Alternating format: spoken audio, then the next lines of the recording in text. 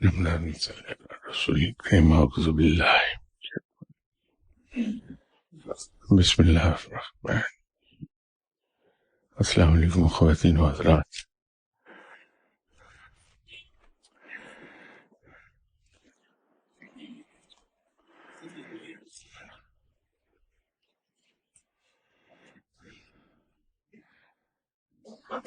یہ کسی صاحب نے یہاں ایک کٹنگ رکھی ہے.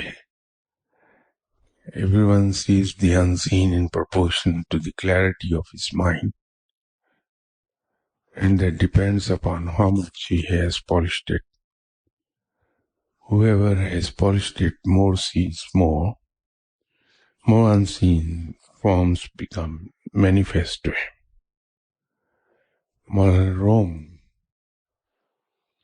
کا فرمان ہے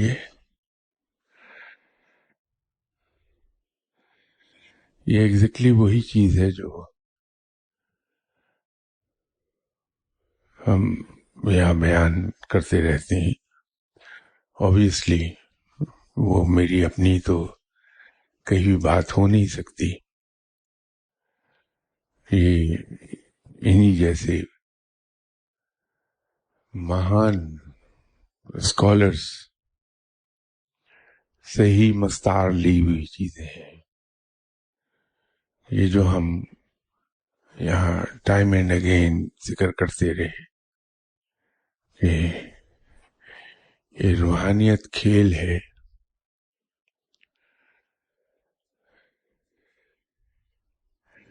انسان کے رویے جو وہ روا رکھتا ہے دوسروں کے لیے، انسان کی سوچ جو رب کے کانسیپٹ اور رب کا جو کارخانہ قدرت ہے اس کے بارے میں جو کانسیپٹس ہیں اس کے، یہ رویے جتنے زیادہ ہمارے مثبت ہوں گے دوسروں کے لیے،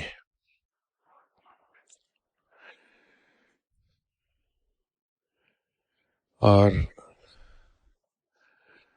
رب کے ساتھ عشق کی جو ڈگری ہوگی، کیونکہ عشق میں انسان کسی رائم اینڈ ریزن کو نہیں دیکھتا،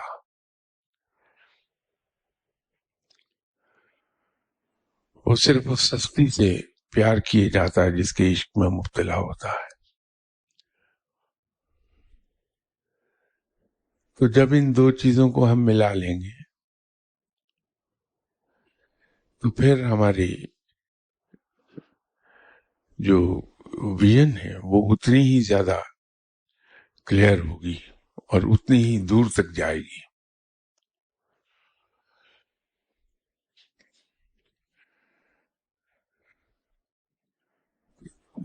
دل کو صاف رکھنے سے اور اسے پالش کرنے سے مراد یہی ہے کہ ہمارے رویے دوسروں کے بارے میں جتنے زیادہ مثبت ہو جائیں گے اور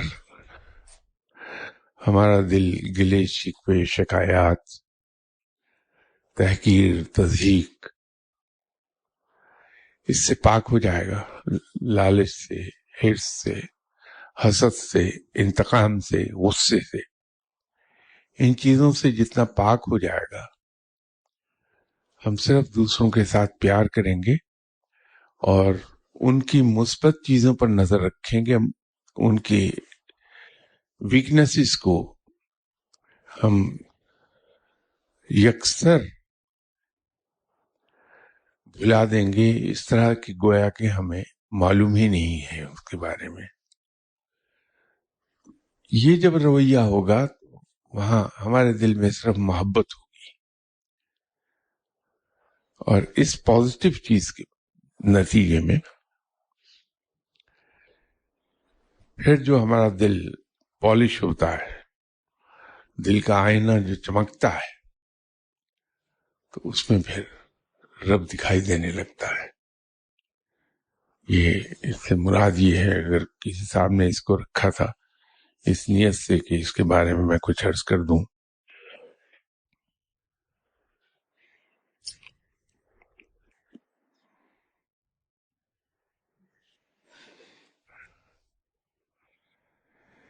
ایک سوال کسی نے لکھا ہوا ہے، لیکن اس پہ نیکسٹ سنڈے بات کریں گے کہ by itself it's a subject.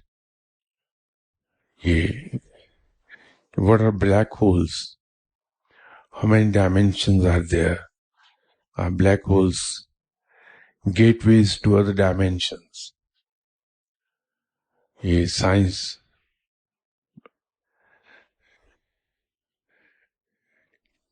کے نتیجے میں، کی ڈیولپمنٹ کے نتیجے میں حاصل ہونے والے جو نتائج ہیں،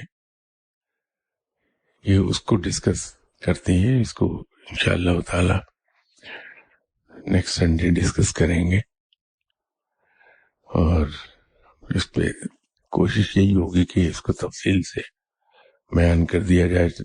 خواہ اس پر 2 سنڈیز لگ جائیں یا 3 سنڈیز، اس کو بہت ڈیٹیل میں. آج کل اس کا بڑا ذکر ہے، جب سے یہ ہاکنگ صاحب دنیا سے گئے ہیں اور نئے سرے سے یہ چیزیں سامنے.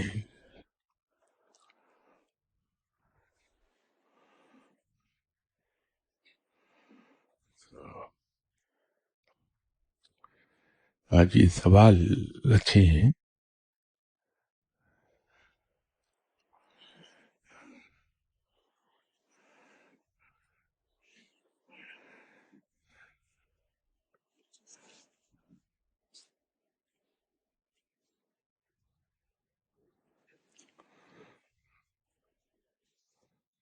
اللہ اکبر.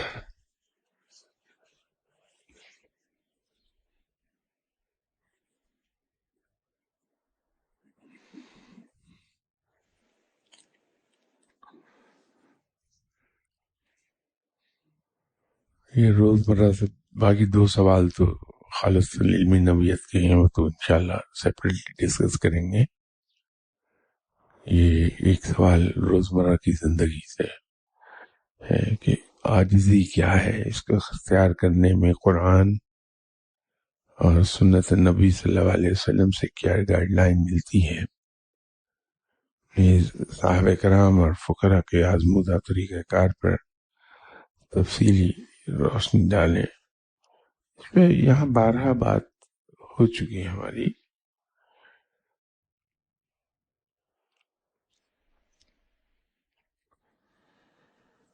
اس کو آسان ترین لفظوں میں ہم یہ اس طرح سے ڈیفائن کر سکتے ہیں کہ جب ہم جینوئنلی، سرزبانی نہیں بلکہ جینوئنلی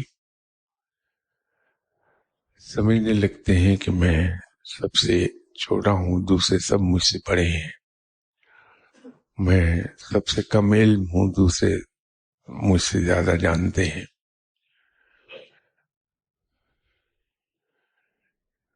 میری کیا عزت، اس لیے کہ ساری عزتیں اللہ ہی کے لیے ہیں.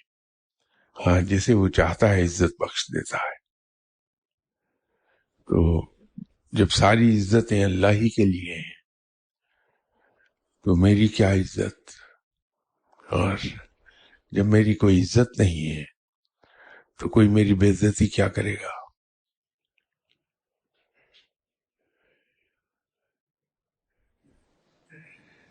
اگر جینوئنلی ہم یہ سمجھنے لگیں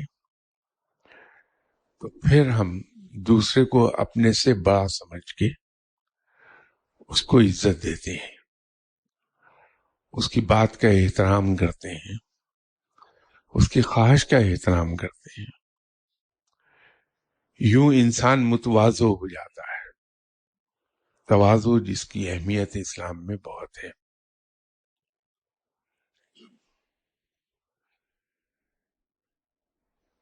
یہ عاجزی ہے، لیکن اس کے ساتھ ساتھ یہ ایک لحاظ سے خطرناک یوں ہو جائے گی کہ جب ہم عاجزی کا رویہ ہر ایک کے ساتھ روا رکھتے ہیں اور وہ صرف زبان کی حد تک ہوتا ہے یا دکھاوے کی حد تک، ظاہری حد تک ہوتا ہے،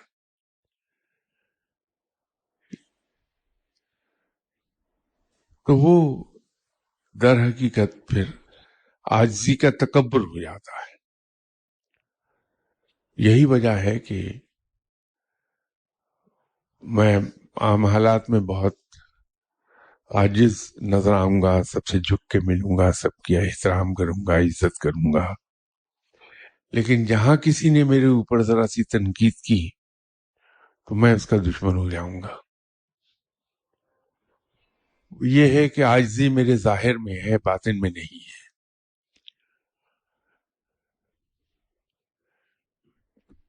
ہم اگر جینوئنلی سمجھنے لگیں اور واقعتاً ہمیں یہ یقین آ جائے کہ میں سب میں چھوٹا، دوسرے سب مجھ سے بڑے، میں سب میں کم علم، دوسرے سب سے زیادہ، مجھ سے زیادہ علم والے، میں سب سے نالائق، دوسرے سب قابل لوگ ہیں، میں چھوٹا ہوں، دوسرے سب مجھ سے بڑے ہیں، تو پھر اس کے اندر جو رویہ جنم لیتا ہے وہ ہر ایک کو عزت دینے کا ہوتا ہے، کہ ہر ایک کو آدمی عزت دیتا ہے۔ تو جب ہم ہر ایک کا احترام کرتے ہیں تو قدرت کا ایک سیدھا سادہ اصول ہے کہ جو شخص دوسروں کو عزت دیتا ہے رب اسے دنیا اور آخرت دونوں میں باعزت کر دیتا ہے، اسے عزت ملتی ہے۔ پھر جب ہم دوسروں کے کام آتے ہیں، دوسروں کی خدمت کرتے ہیں، اپنی ضروریات روک کر دوسروں کی خدمت کر دیتے ہیں، تو پھر ہمارے کام رب کرنے لگتا ہے۔ یہ اس کا وعدہ ہے، قرآن میں ہے کہ تم میرے بندوں کے کام آؤ، تمہارے کام میں خود کر دوں گا۔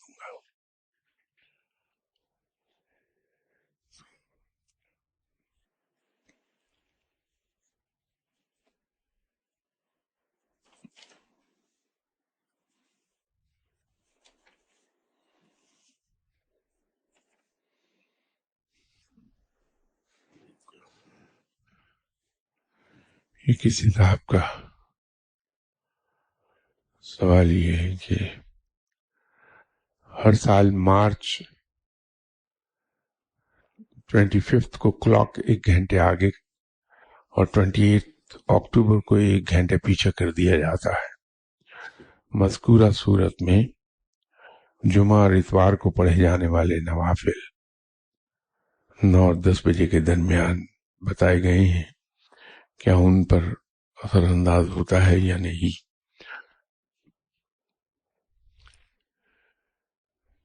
یہ جو کلاک کو ایڈجسٹ کیا جاتا ہے یورپ میں، یہ صرف ڈے لائٹ سیونگ ہے، اور اس کو وہ کہتے بھی ہے ڈے لائٹ سیونگ، کہ دن کی روشنی زیادہ دیر تک اس میں۔ در حقیقت آپ کبھی اگر اس پہ غور کریں کہ اگر یہ ایڈجسٹمنٹ ہم نہ ڈالیں 1 گھنٹے کی،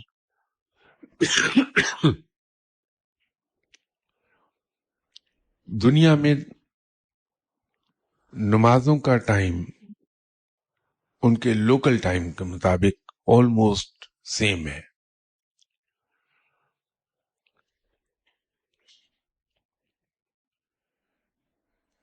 لیکن وہ جو 1 گھنٹے کی ایڈجسٹمنٹ ہوتی ہے اس کی وجہ سے اس میں ٹائم آگے پیچھے ہو جاتا ہے۔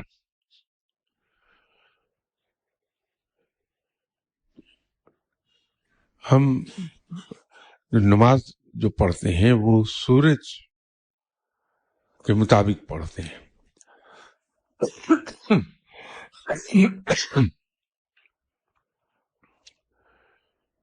ہم گھڑی کے ٹائم کے مطابق نہیں پڑھتے، سورج کا ٹائم ہے، تو ہمیں سورج کے ٹائم کے مطابق چلنا ہوگا، جو گرمی اور سردی ایڈجسٹ ہوتا ہے زمین کی موومنٹ کی وجہ سے۔ تو اگر ہم اس طرح سے اس کو کر لیں کہ جو 1 گھنٹہ ایڈجسٹ ہوتا ہے وہ اصل میں سورج کے طلوع اور غروب ہونے کے ساتھ منسلک کیا ہوا ہے انہوں نے، تو ٹائم در حقیقت وہی رہتا ہے اگر ہم اس ٹائم کے تبدیل ہونے کے ساتھ چلیں۔ جیسے سردیوں میں گھڑیاں 1 گھنٹہ پیچھے کر لی جاتی ہیں وہاں، تو ہم اس ٹائم کے مطابق پڑھ لیں اس کو کہ 9 اور 10 ہے تو 10 اور 11 کے درمیان کر لیں اسے ہم، اور گرمیوں میں 1 گھنٹہ ٹائم آگے کر دیا جاتا تو وہ ہم واپس چلے جائیں گے 9 اور 10 پر، تو ٹائم وہی رہ جائے گا سورج کے مطابق، پھر تو ہم اس کے مطابق چلیں۔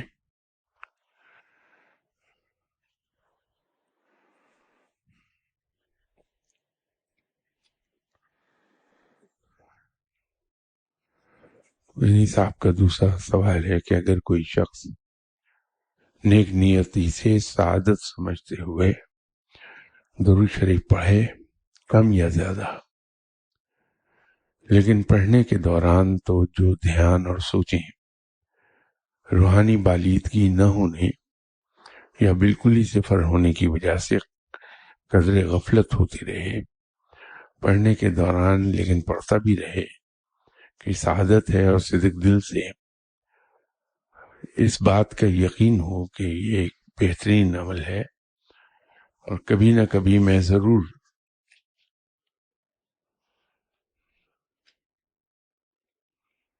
میرا خیال ہے کٹ گیا ان کا پیج۔ اس میں 2 چیزیں میں عرض کر دوں۔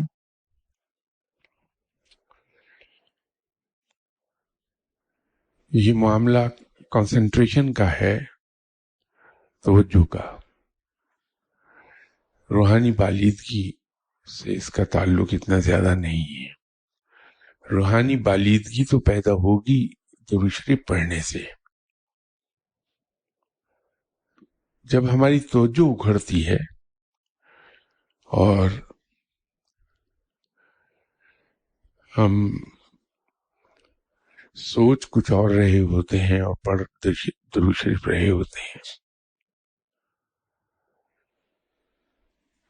تو اس سے ہمیں وہ نتائج نہیں ملیں گے جو ہم یکسو ہو کر، ذہنی طور پر یکسو ہو کر درود شریف پڑھیں تو پھر اس سے ہمیں ملتے ہیں۔ لیکن درود شریف کی جو برکات ہیں، اس کے جو ثواب ہے، جو انعام ہے، وہ ضرور ملے گا پڑھنے سے۔ تو اگر ہم کسی وجہ سے یکسو نہیں بھی ہو پاتے تو ہمیں پڑھتے رہنا چاہیے، پڑھنے سے اپنے آپ کو نہ روکیں۔ اس میں ہوگا یہ کہ کچھ عرصے کے بعد پھر ہم خود ہی یکسو ہونا شروع ہو جائیں گے اس میں، اور ویسے اگر انسان کی توجہ نہ مرکوز ہوتی ہو اس پر تو اس کا بڑا آسان سا حل ہے کہ بہت ہلکی آواز میں اسے پڑھنا شروع کر دیں اور اپنی اس آواز کو بہت غور سے سنیں ہم کہ ہم پڑھ کیا رہے ہیں۔ اس کا نتیجہ یہ ہوگا کہ ہمارے ذہن میں جو خیالات کی یلغار ہے وہ ختم ہو جائے گی۔ تو اسی طرح نماز میں ہوتا ہے کہ اگر نماز میں باوجود کوشش کی یکسوئی میری نہیں پیدا ہوتی تو پھر جب میں پڑھ رہا ہوں نماز تو ایک وسپر کی صورت میں پڑھ لی جائے، اس کو میں خود سنوں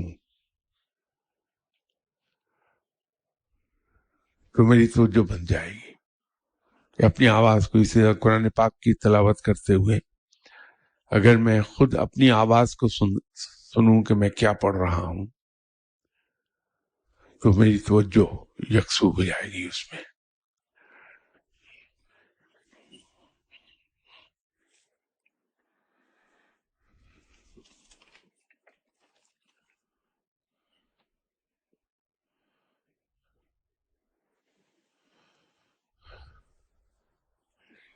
ایک عالمی بیرون ملک سے میسج ہے. I plead you to do a series of lectures in English. This will help us in next generation here when they will listen to these lectures and read your books. Your approach of explaining things is contemporary, and I and other people, and especially the young generations, can relate to the teachings more closely.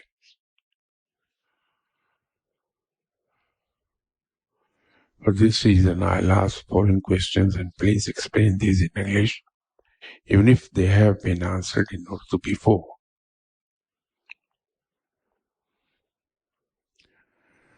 ان کا پہلا question تو یہ ہے کہ what is religion.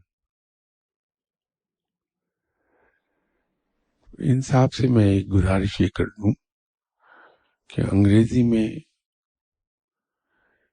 جواب دینے میں مجھے اعتراض نہیں ہے، لیکن چونکہ میں یہاں پاکستان میں بیٹھ کے جواب دیتا ہوں تو ہم میں سے ایک بڑی اکثریت انگریزی پر وہ کمانڈ نہیں رکھتی کہ اس کی روح کو ہم سمجھ سکیں. دوسرا اس میں یہ ایک پرابلم آئے گی کہ بہت سی ٹرمینالوجی نہ چاہتے ہوئے بھی استعمال کرنی پڑ جاتی ہے ہمیں. وہ جو ٹرمینالوجی ہے اس کا انگریزی میں ایکویلنٹ نہیں ملتا.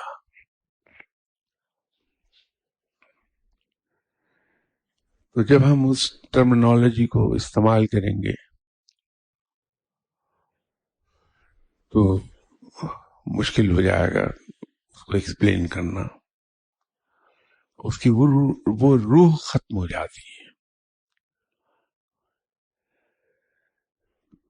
جب ہم کوئی بات کر رہے ہوتے ہیں وہ سننے والے کے دل پر اگر اثر کر رہی ہے تو اس کی بنیادی وجہ یہ ہوتی ہے کہ بات کہنے والا خود اس پر عمل کر رہا ہے، یا یوں کہہ لیجئے کہ وہ باعمل ہے. تو جب ہم کسی چیز پر خود عمل کر رہے ہوتے ہیں، اس کو خود ہم پریکٹس کر رہے ہوتے ہیں، تو زبان میں اثر پیدا ہوتا ہے. جب ہم پورا یقین رکھ رہے ہوتے ہیں کسی چیز پر تو ہماری گفتگو میں وہ کنوکشن پیدا ہوتی ہے اور وہ براہ راست دلوں پر اثر انداز ہو جاتی بات. یہ گفتگو کی روح ہے.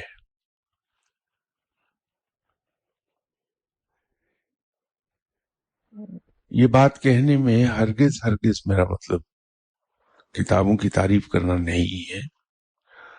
میں صرف ایک بات کو ایکسپلین کرنے کی خاطر یہ کہہ رہا ہوں. یہ جو کتابیں مارکیٹ میں آئی ہیں ان کو انگریزی میں ٹرانسلیٹ کرنے کی بہت کوشش کی گئی.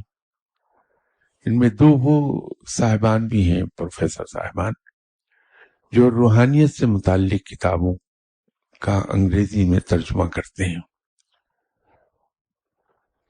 انہوں نے بھی اسے ٹرانسلیٹ کرنے کی کوشش کی، اور وہ چونکہ پروفیسر ہیں، ذہنی طور پر بڑے آدمی ہیں. یہ ان کی عظمت تھی، ذہنی بلندی تھی کہ انہوں نے ایک چیپٹر تو اس کا ٹرانسلیٹ کیا انگریزی میں، لیکن پوری دیانتداری سے آ کے مجھے کہہ دیا کہ صاحب یہ ٹرانسلیٹ تو ہم نے کیا ہے لیکن اس کی روح اس میں سے نکل گئی ہے.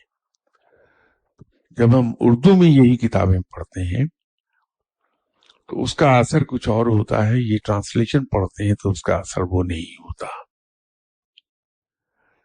تو یہ گفتگو کی جو روح ہے وہ اس میں سے نکل جائے گی. کیونکہ اردو میں اگر میں بات کر رہا ہوں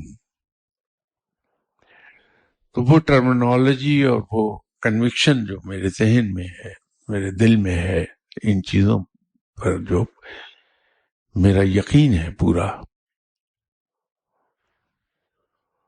وہ کنوکشن اس کے اندر شامل نہیں ہو پائے گی. میری مادری زبان پنجابی ہے، میں پنجابی خاندان سے تعلق رکھتا ہوں.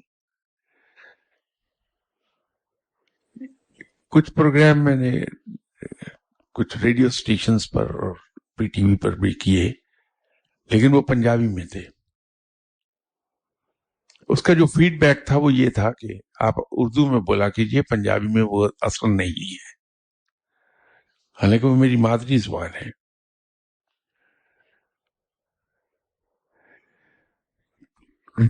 گفتگو کی روح اس سے غائب ہو جائے گی.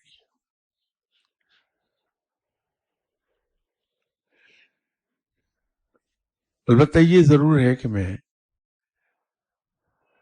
کوشش کروں گا کہ جو عام طور پر ٹرمینالوجی یوز ہوتی ہے اس کے ایکویلنٹ میں انگریزی میں کہیں تلاش کر لوں کہ انگریزی کی کئی ایک کتابیں مل جائیں گی ہمیں جو یہودی کاہن جو ہیں ان کی لکھی ہوئی ہیں. اس میں انہوں نے کئی ایک ٹرمینالوجیز یوز کی ہوئی ہیں جو کرسچینٹی میں سینٹس ہیں، انہوں نے کتابیں لکھی، وہاں کہیں ٹرمینالوجی مل جائے. لیکن اس کے کہنے کے باوجود مجھے شک ہے کہ وہ ٹرمینالوجی وہ اثر نہیں رکھے گی جو خود ہمیں اسلام میں جو روحانیت کے اینگل سے جو ٹرمینالوجی یوز ہوتی ہے اس کے اندر جو تاثر پیدا ہوتا ہے وہ تاثر اس میں نہیں ہوگا. لیکن میں آپ کے جوابات انگریزی میں لکھ کے بھیج ضرور دوں گا، یہ میں کر سکتا ہوں تاکہ اس میں وہ تاثر رہ جائے جس کے بارے میں ڈاؤٹ فل ہوں کہ وہ تحریر میں بھی وہ تاثر آ جائے.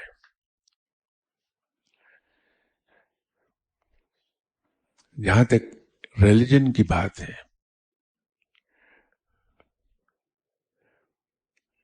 یہ وہ ڈسپلن ہے جو رب تعالی بندوں کو عطا کرتا ہے اپنے پیغمبروں کے ذریعے سے کہ میرے بندے ان لائنز پر زندگی گزاریں.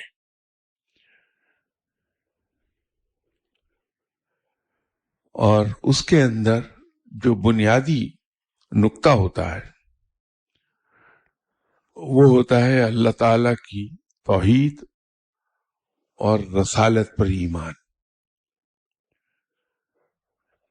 کیونکہ جب تک کہ ہم کسی شخص پر ایمان نہیں رکھتے، اس پہ یقین نہیں رکھتے، اس کے بارے میں ہمارے دل میں یہ یقین نہیں ہوتا کہ وہ جو کہے گا وہ درست ہوگا، ہم اس کی بات کو مانتے نہیں ہیں. تو رب تعالی پر ایمان اور اس کے پیغمبروں کی رسالت پر ایمان، وہ اس کا بنیادی عنصر ہے اس ڈسپلن کا.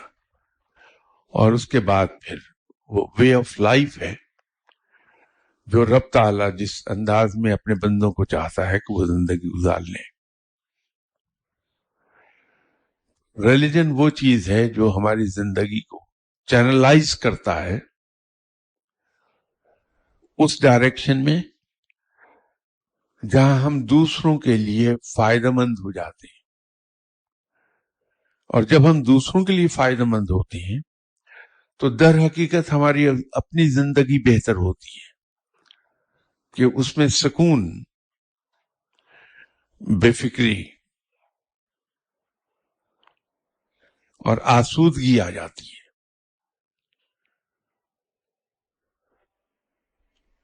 تو یہ رب تعالیٰ کا سیٹ کیا ہوا ڈسپلن یا وے آف لائف وہ ریلیجن ہے.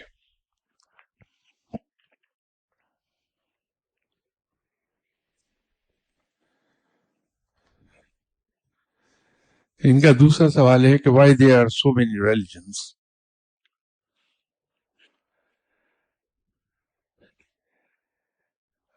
میں اس سے تھوڑا سا ڈفر کرنے کی اجازت چاہوں گا آپ سے.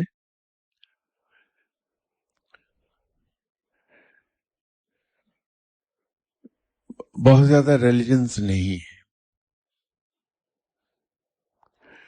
یہ ہمارا مسکنسپشن ہے کہ دنیا میں بہت زیادہ ریلیجنس ہیں. دو ہی طرح کے ریلیجنز ہیں، ایک ڈیوائن جو الہامی مذہب ہے اور ایک مین میڈ.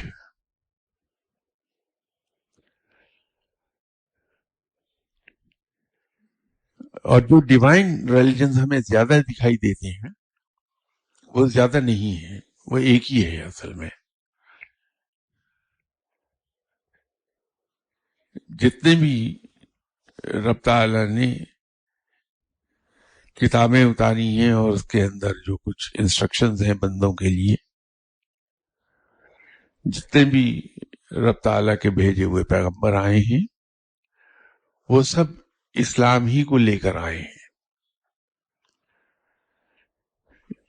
یہاں اسی جگہ پچھلی کئی نشستوں میں اس کا ذکر ہوا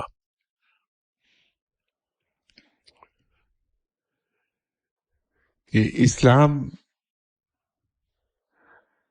اتارا گیا ہے مختلف اوقات میں، مختلف زمانوں میں، اس وقت کے انسان کی ذہنی سطح سے مطابقت رکھتے ہوا. جس ذہنی سطح پر اس زمانے کا انسان پہنچا ہے وہ احکامات اسی کے معیار پر ہیں. اور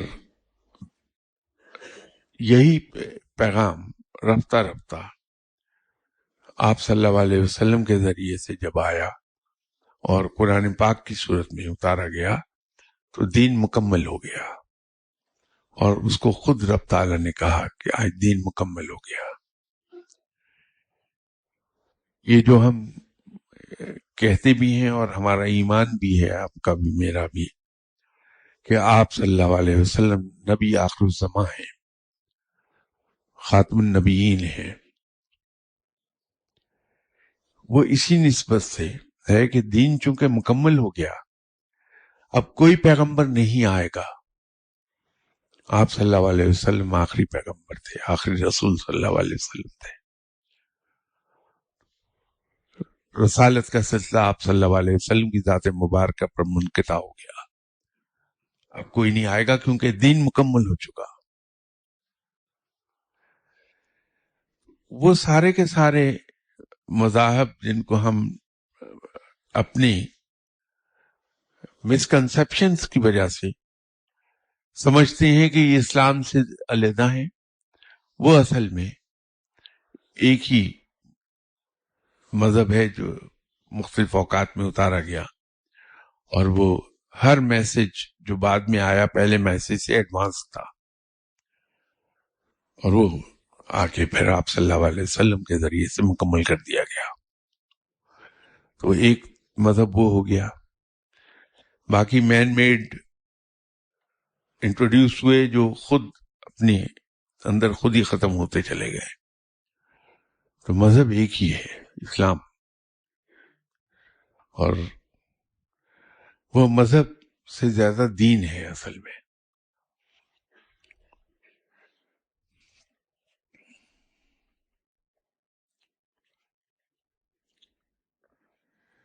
یہ تیسرا ان کا سوال ہے, who was Adam and how we equate this with the evidence of evolution on the planet.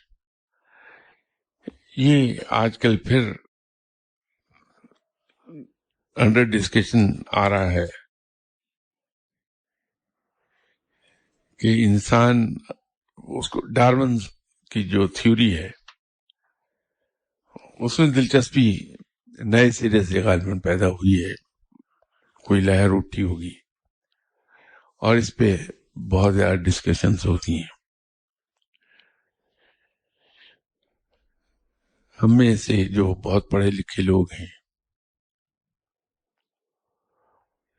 وہ اس پر یقین رکھنے لگے ہیں کہ جو ڈارون کی تھیوری تھی وہ سائنس کا ایک پروون فیکٹ ہے.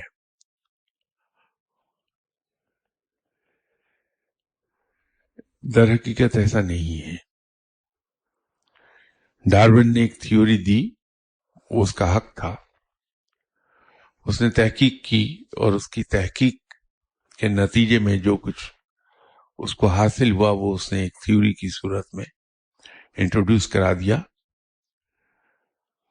ایز اے فری مین وہ اس کا حق ہے, ضرور کرائے. لیکن جب ہم کسی کی بات پر یقین رکھتے ہیں, یقین کرتے ہیں, تو ہمیں اپنے ذہن میں کلیئر ہونا چاہیے اور اس کو ہم کسی بھی چیز کو ان بائسڈ طریقے پر ایگزامن کریں.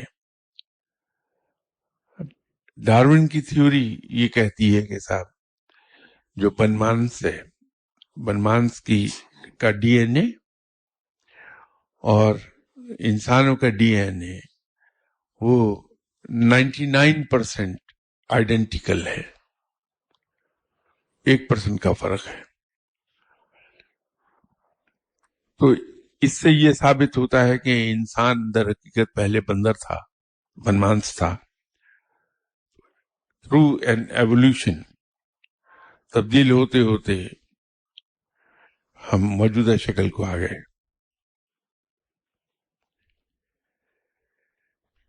ایسا نہیں ہے.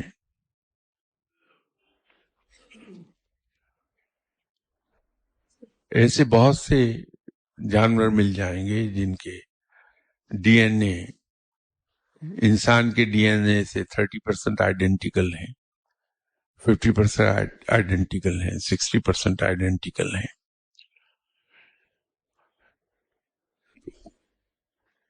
اس کو ہم کیا کہیں گے؟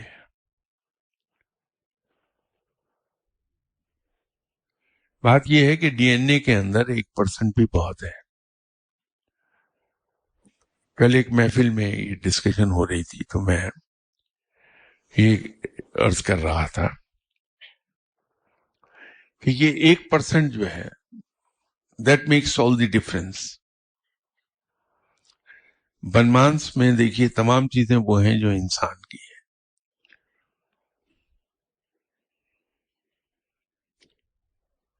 لیکن وہ بات چیت نہیں کر سکتا.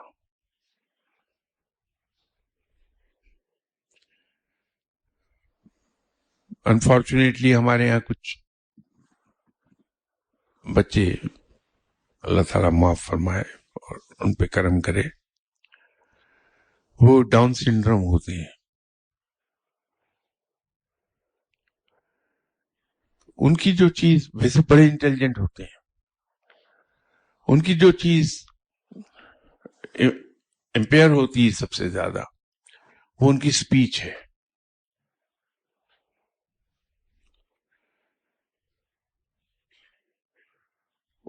اس میں صرف ان کا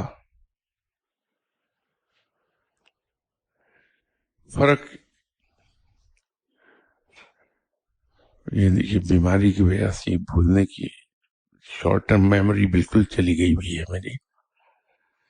کل میں اس کو ایکسپلین کر رہا تھا, وہ ٹیکنیکل ورڈ میرے ذہن سے نکل گیا. ایک کا فرق پڑتا ہے, وہ بھی ورڈ آ جائے گا ذہن میں تو میں عرض کر دوں گا. اس بیلنس میں سے ایک ایکسٹرا آتا ہے 13 پیئرز ہیں، 26 ہونے چاہیے ٹوٹل، 27 ہو جاتے ہیں، اور اس سے ان کے حرکات میں فرق آتا ہے اور سپیچ میں فرق آ جاتا ہے۔ تو ڈی این اے میں ایک کا فرق جو ہے وہی فرق ڈال رہا ہے بنمانس میں اور انسان میں۔ انسان کی تخلیق بحیثیت انسان ہی ہوئی تھی، بحیثیت، اور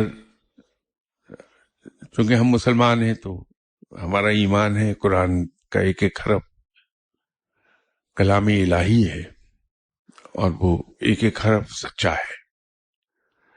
لیکن جب ہم غیر مسلموں سے بات کرتے ہیں تو چونکہ وہ یقین نہیں رکھتے قرآن پر، تو پھر ہم ان سے بات سائنس کی زبان میں کرتے ہیں۔ تو اب چونکہ ہم مسلمانوں میں بات کر رہے ہیں، سوال پوچھنے والے بھی مسلمان ہیں، اس لیے قرآن کا حوالہ ان کے لیے بھی معتبر ہے، ہمارے لیے بھی معتبر ہے کہ آدم کی تخلیق بحیثیت انسان کی ہوئی ہے، اور سورہ 3 میں انسان کو ایک احسن تخلیق کہا گیا ہے۔ اگر یہ تھرو ایوولوشن بنا ہوتا ہے انسان، تو پھر رب تعالیٰ انسان کی تخلیق کو احسن تخلیق نہ کہتا کبھی قرآن میں۔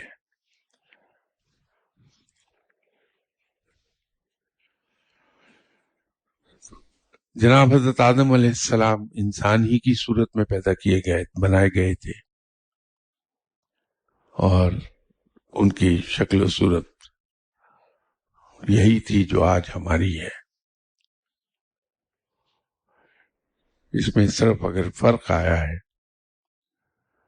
تو انوائرمنٹ اور فوڈ، ایٹنگ ہیبٹس اور فوڈ، ان تین چیزوں نے فرق ڈالا ہے کہ قد کاٹ کا فرق پڑا ہے، جسامت کا فرق پڑا ہے، لیکن وہ فرق جو ہے وہ آج بھی قائم و دائم ہے۔ ہم دنیا کے مختلف جو جیولوجیکل ڈویژن ہے، اس کی جیوگرافیکل ڈویژن جو ہے، اس کو دیکھیں تو مختلف خطوں کے لوگ جسامت میں ایک دوسرے سے تھوڑا فرق رکھتے ہیں۔ امریکہ میں چلے جائیے تو جنرلی لوگ لمبے قد کے ملیں گے، اونچے لمبے چوڑے ہوں گے۔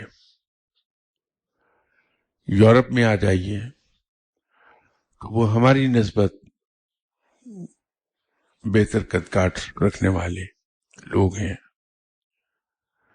آپ مڈل ایسٹ کی طرف فار ایسٹ کی طرف چلے جائیے تو وہاں ہم سے چھوٹے قد کے لوگ ملیں گے، رنگت میں فرق آ جائے گا، ایٹنگ ہیبٹس اور انوائرمنٹ اور کلائمیٹ کا فرق ہے وہ، تو اس کے علاوہ اور کوئی فرق نہیں ہے۔ جب سے جناب حضرت آدم علیہ السلام کی تخلیق ہوئی، اس وقت سے لے کے اب تک شکل یہی رہی ہے ہماری۔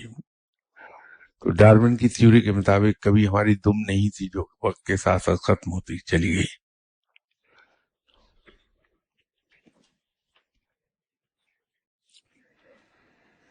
انشاءاللہ تعالی نیکسٹ سنڈے آپ سے ملاقات ہوتی بشرط زندگی۔ السلام علیکم۔